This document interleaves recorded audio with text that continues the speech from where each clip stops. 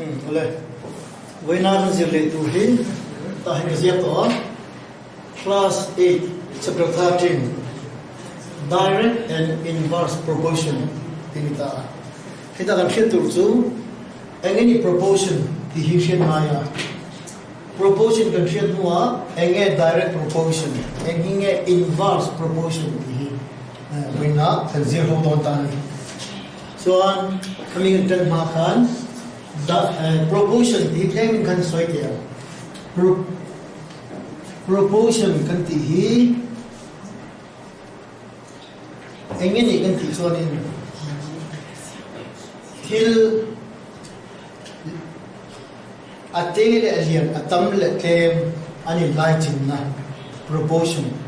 Intiman kan tercawa saya ada po inan sa intan cement bag kada hian balu tinriat modan tinriat mo tiniseriano tinriat mo ni ya 17 modan ohitia ani lighting dan cement le balu elong antinan cement bag kada balu tinseri ani chuan then model tu theta cement bag ni alone ni chuanin balu chu atam ngai tani balu chu zana ni ngi chuanin so beli ani modai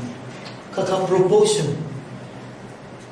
til tam zong le claim zong te mo alen zong le ate zong emo khadia in lighting naka proportion kan ditani so hitia proportion na hianin direct proportion le inverse proportion unta direct proportion kan so dia number 1 na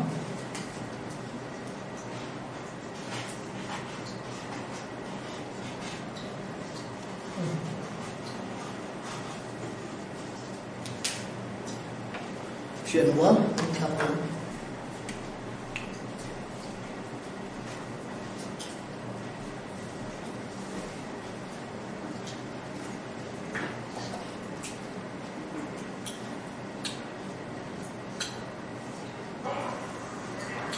any direct proportion itu direct proportion to antinan and so yana to na kan cement le balu ke kinta cement bag kan mga ni chuan balu din sari nita cement bag ni mga ni chuan balu so bili ngai di kan kita khatia ka helama kan man tam chuan hilama ama mozat pa atam tinani khatia ma kharim direct proportion antinan le ko pakhat chu Chenga ni chuan in le ni chu tel so direct proportion ni zeta khalai direct proportion a hian formula in kan detail direct proportion of formula to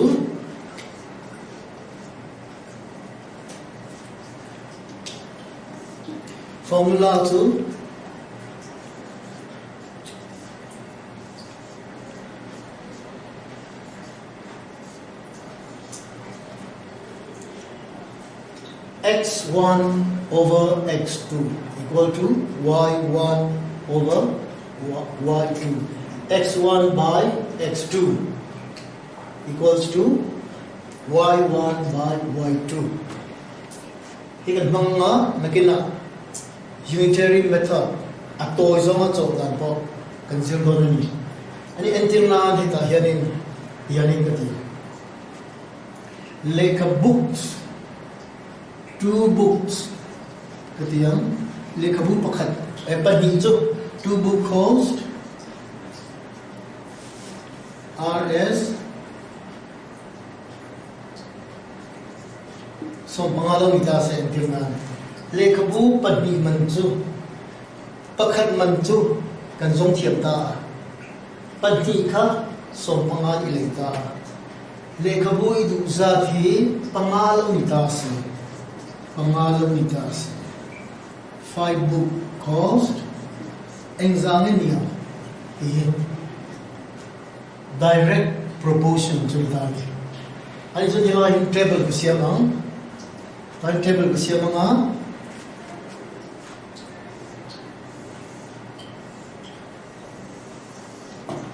table kasi mga life formula ni kan anin bin theorin le kamu pandi mentu jeng som pangani ta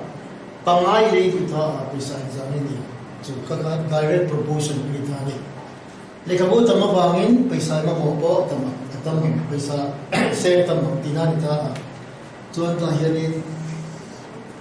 formula nen formula mangdona chumi bang chuanin table kasi mon ta ni yung siya mga like x and yung mga like y lang ito. So nila mahiyanin number of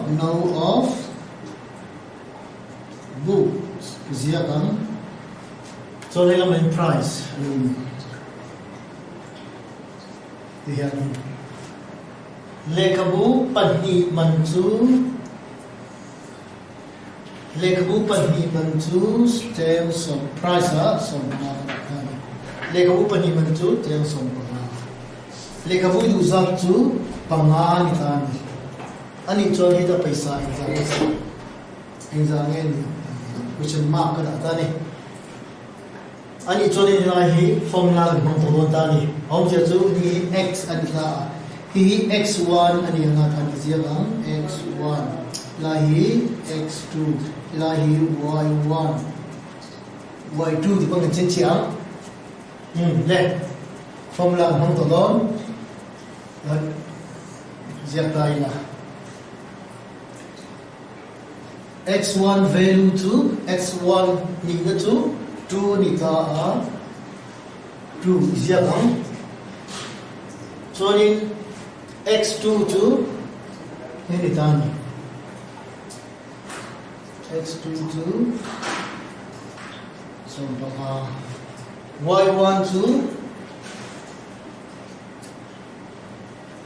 ay pangaso kinay panganta so panganta y2 arrow 2 zono tani examine so ba so ito liam hilahin a formula x1 over x2 equal to y1 over y2 lang ita. Anjun tayo table group siyang ta x1 value to 2, x2 5, y1 15, y2 hi to be found. Zone 2 ita ni. Ito formula siya ang formula chuan x1 over x2 lang ita so nila y1 over y2 dito ni x1 to examine it to x2 to examine 5 so hilama y1 to examine it 15 y2 arrow 2 is on 2 y2 is on 1 and it's only the algebra cross multiplication among the y2 length hilang 2 pintir cross songin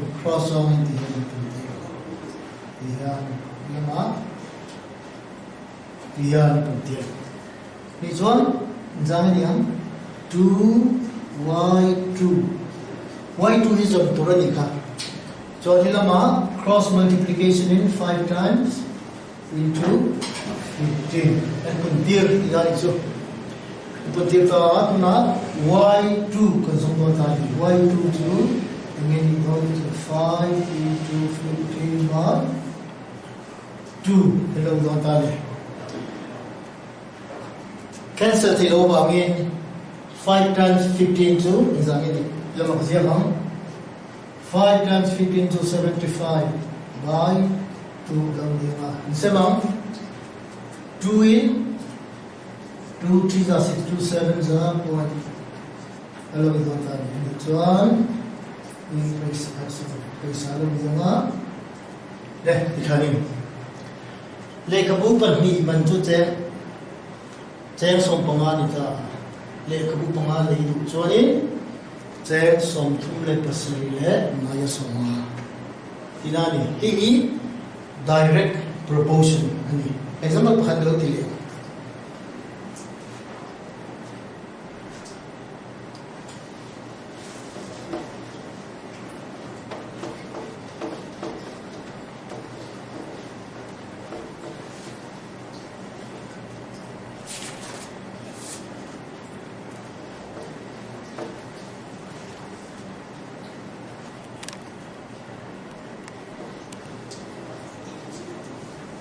example dang le pakhat chu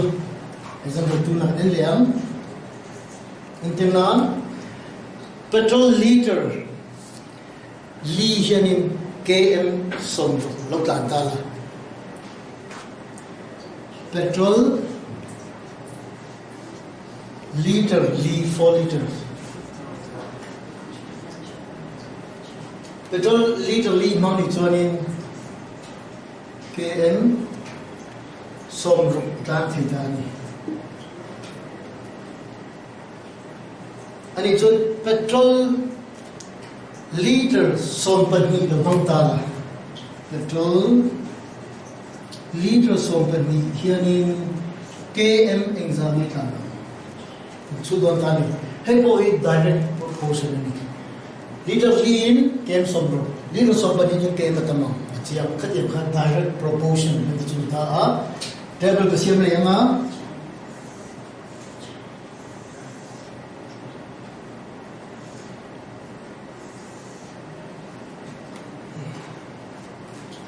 hilama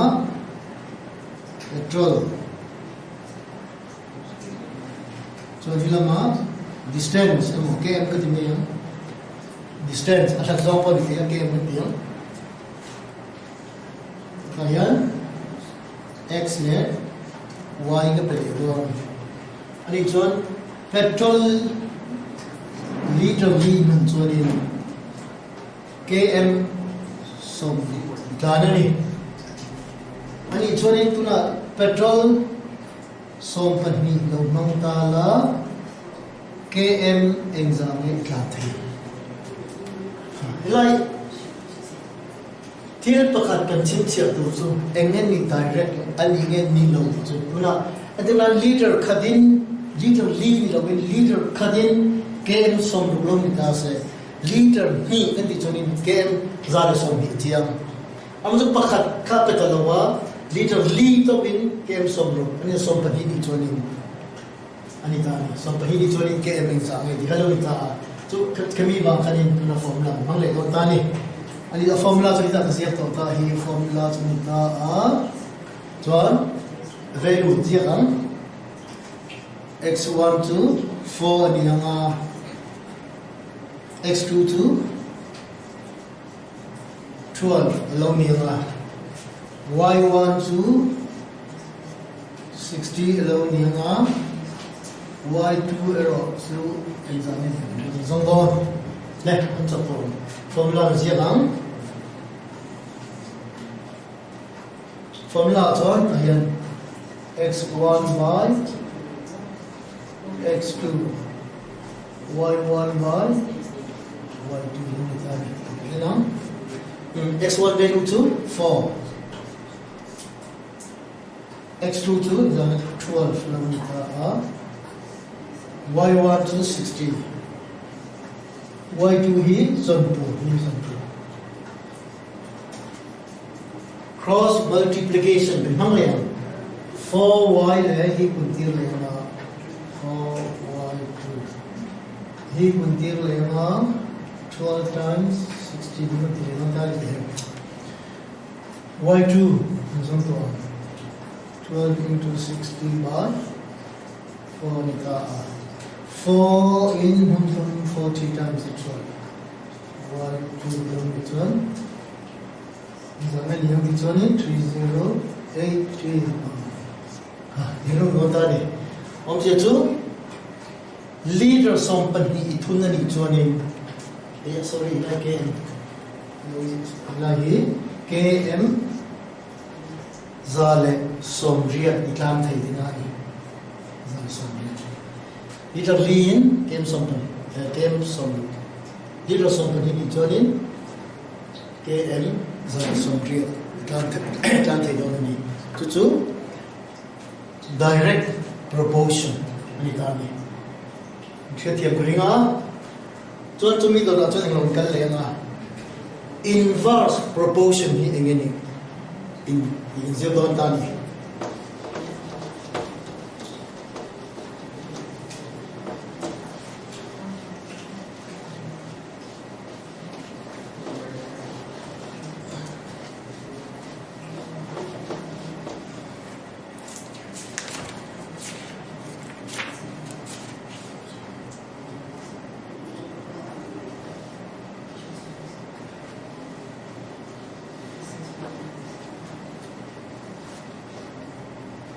le inverse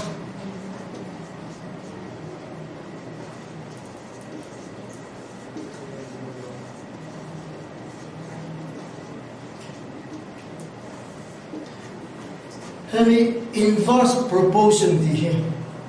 direct nen yanin ay ang lawani. Until na direct akan sonin tili leita a ilay tamani sonin paisa tam ngai tani. Ani ero tu hi inverse proportion ero tu. Hila alaw tamani point lelam akha kem thitani. Tu chu om je chu hi tiam hi chu walk na te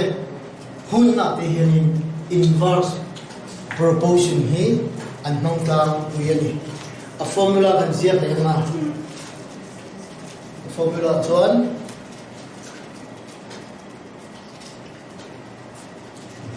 x1 by x2 y2 by y1 hi a formula ni tani lagi hi inverse proportional formula amar inverse proportion ti hi I think ila fiat ti intiman han soite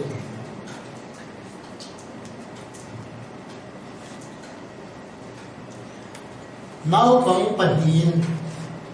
two students kiti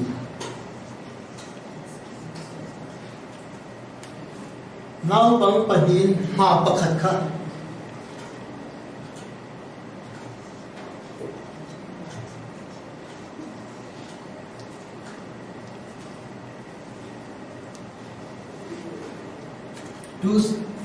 two students can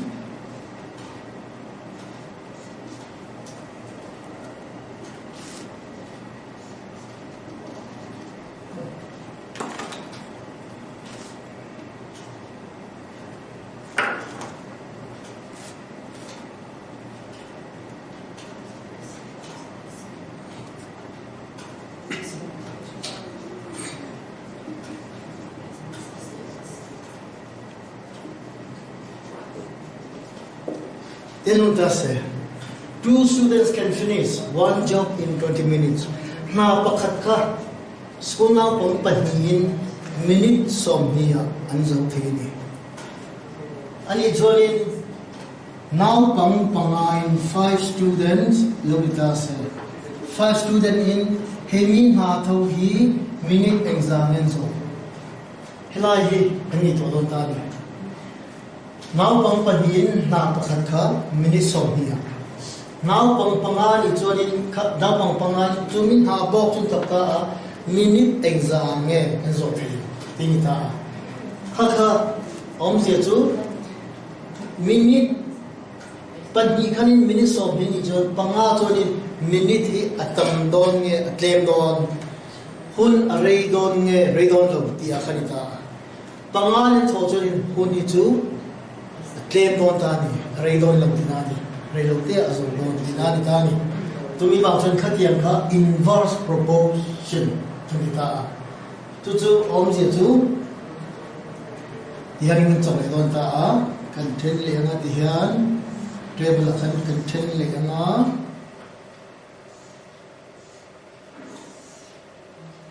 x y kan pe nga ta hian number of students kan ti le ang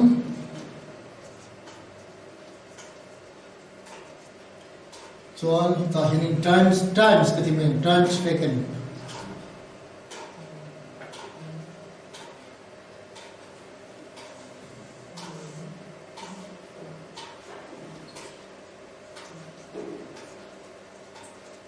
here times taken now pang panin ha pakhat ka 20 minutes ani chuan now pang exam le om now pang panin na pakhat ka minute so biazo ani now pang pangain lok thapta se coming na kha exam immense he inverse proportion to Italy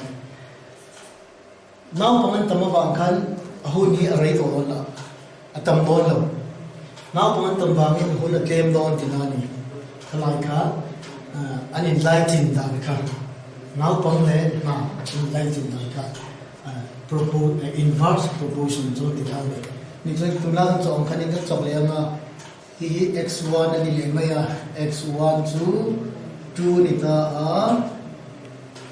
x1 x2 5 along ni le ma y1 to 20 along ni ma y2 to examine John formula mong le ang formula is here x1 over x2 equal to y2 over y1 dilena x1 ka examine ka 2 ni ta 2 0 x1 to x2 to 5 along ni ta John y2 to kan zong don y1 to examine y2 zong don y1 to 20 ni ta ni formula da convert to ta kan fill up ta replacement kan siam ta value ka ani chuan 5 le y2 tuna so kan cross multiplication thawni in le na ni 5 le y2 5 y2 nia 2 le 20 le na chuan y2 is to be found so long 2 times 20 by 5 kilometer and it's joining touch on 5 in 4 times 20 y2 is equal to 4 8 kilometer and it's joining 8 here 8 minutes minutes ni cho ni lai han explain le ma now pang padin na pakhat ka minute som hi now pang pangal ni chonin a minute ka time ka claim mo ta ni now pang antama ba kan na thon tu minute kun pe ka claim to na chumi ba khami ka kami ani ba kan ka inverse proportion chumi ta so table han fill up data a formula hi direct proportion in hindi to kha chon here formula ni mang ta kan substitute ta a cho 8 minutes ni ta ni ti here nang ito thaya hey day to day life apo kan mang thin in le pa ti pon bang hong kai ni point nang ni point ni sai lo lian cho ni ma hi ti ang ni thil pakhat man in shit to khan chon in so man cho all te ni amalo cho pakhat man ni lo in pan hi man emor apple pakhat man ka chema ni ta se pani jeng som chiam ta apple panga kha som ma in lo ta se apple pasri te lo le du ta la chut har to mon ta ni ka khan ta ni chut thi to khatia ma khanin hi direct inverse proportion ni hi day to day life oi ta ni ting kan nun ta ni kan mang zel ti na ni ta chumi ba choni tu na mi nau panga in chumi ma pakhat chu anan tho role zonin minute som ni khani to win minute ria da khanin an zo vet don tinani to ba chon som mi panga an zo thi tu kun chu 8 minutes an zo vet don ni khan ta ni hi inverse proportion so ta ni kha proportion le wa chon to khama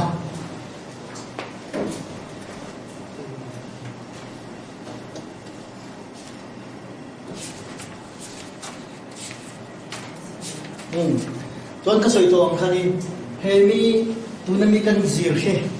direct and inverse proportion kan ti unitary method kan ti unitary method ti bon kan ti toble lam ni idu tuanin unitary method ti thaini formula hammi alowin achok ti tum ta ni katiang kanin unitary method lang tin kan explain mo. And tin na may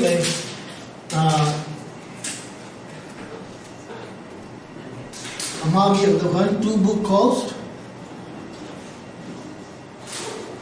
RS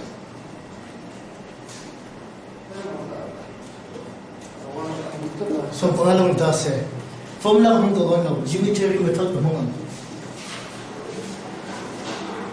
ani chon le kamu panhiin an kha pakhat man ka dun in sa tawang kita panhi in a ta a padita teng som pangai ile kabu le du za chu entim na pangalaw le du ta la ka tinga chon direct in a har ta ni pangalaw le du ta la paisa exam se ting ta ni formula hang mia lovin unitary method in katiya ani choni paisa kan jong dunga paisa khat yan kan paisa itu uangin 15 is yang masanga helai mi quantity ka helai mi thil ka ile ka bulai du ka pan hi ile choni chen som pangani ta pangalai ni choni atam don ti su chiam ta ani choni hemi hi amoya tu bunga it is our teaching formula ngai to yan it's only tinang sa kanin 75 by 2 long each one paisa ching sa yang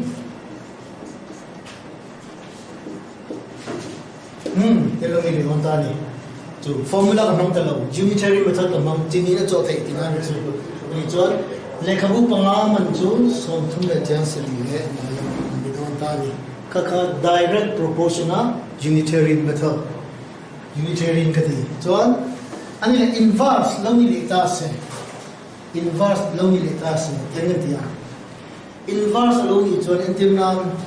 tuna unitary method in inverse lo ni te poi mo ya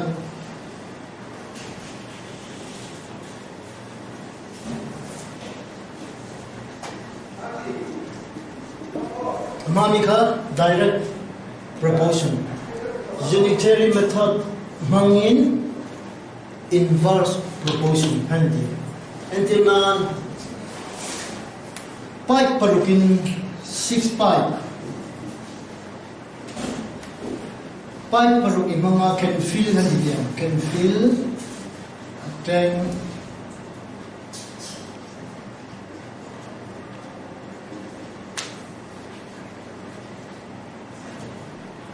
60 minutes, 1 hour.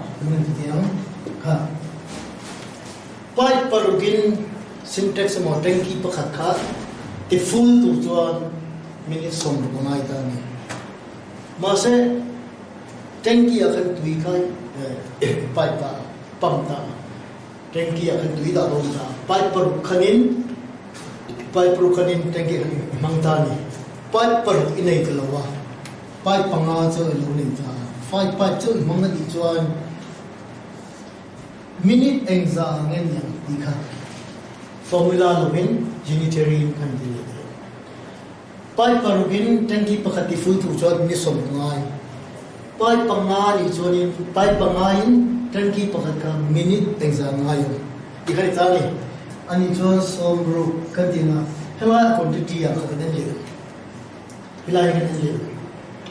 ani chonin pai parugin minute som lo ni ta pai panga ani chuanin